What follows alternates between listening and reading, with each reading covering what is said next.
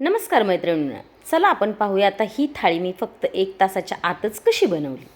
तर त्यासाठी काय केले, सगळ्यात अगोदर एक कढई ठेवली आणि त्याच्यामध्ये तेल टाकून घेतले. त्याचबरोबर 1 चमचा जिरे टाकलेले आहे आणि तसा लसूण आहे ना 7-8 पाकळ्या मी ठेचून घेतलेला आहे. ठेचलेल्या लसणाची चव आहे ना खरंच अप्रतिम लागून जाते. त्याला थोडासा आपण लाल करूया आणि मी त्याच्यात इथं साधारण एक मोठा कांदा बारीक चिरून घेतलेला आहे.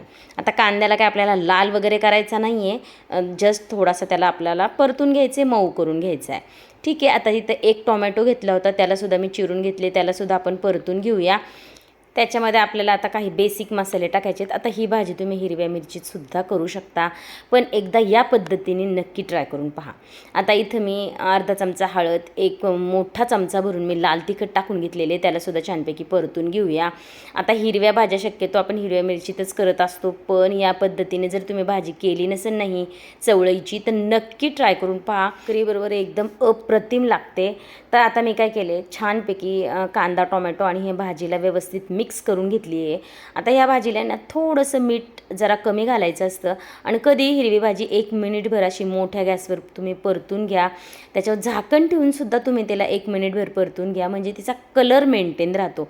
आणि मग गॅस बारीक केला आहे मी आता आणि आता त्याच्यात चवीनुसार मीठ टाकून घ्यायचे. सगळं व्यवस्थित मिक्स करून घ्यायचे. याने काय होतं माहिती आहे का, आपल्याला मिठाची क्वांटिटीसुद्धा कळते, नाही तर भाज्यानंतर खूप कमी होऊन जातात हिरव्या, मग अगोदर म्हणून मीठ टाकायचं नाही आहे. आता 5 ते 7 मिनटं ही भाजी छानपैकी शिजू द्या.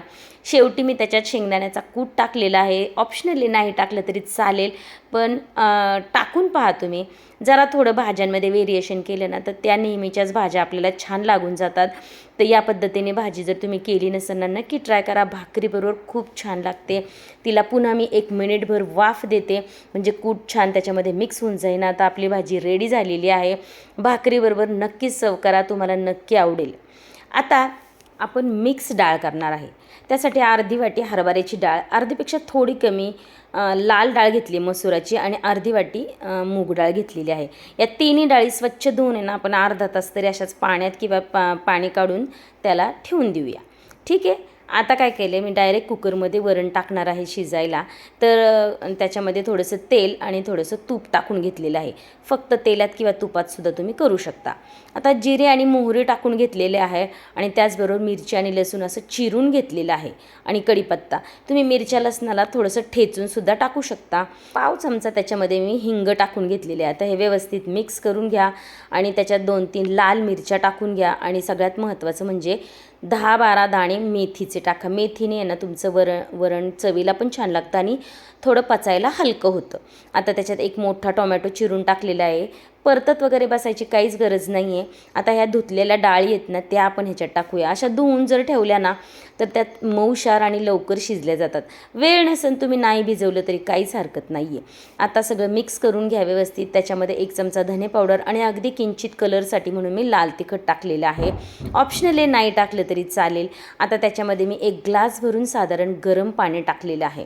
गरम पाणी टाकलं ना तर भाज्यांची चव किंवा डाळीचं सुद्धा नेहमी गरम पाण्यातच शिजवल्या तर छान होतात.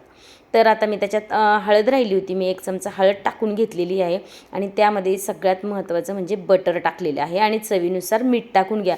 तुम्ही नंतर मीठ टाकलं तरी काहीच हरकत नाही आहे. आता त्याच्यात कसुरी मेथी टाका. कसुरी मेथीने सुद्धा आपले हे डाळ फ्राय इतका मस्त होऊन जातो ना. आता 3 शिट्ट्या काढून वरण काढून घ्यायचं आणि मग त्याच्यात कोथिंबीर टाकून लगेच सर्व करायचं आहे.